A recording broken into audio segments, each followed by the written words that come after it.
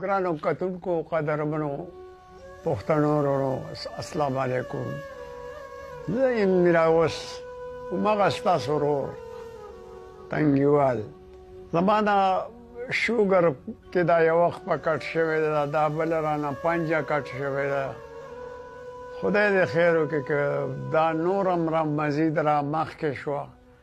بس زه بس په ځای ناستی وم، اوس به د خپل عمر باندې تنګ یم، ژاړم ځکه چې د ګټې وټې مې څوک نشته.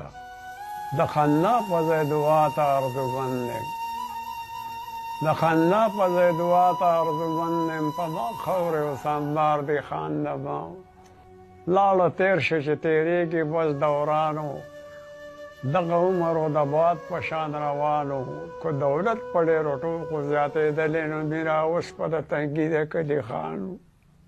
که زما نه څه غلطي شوي زه د هغې بښنه غواړم، ما ته بخښه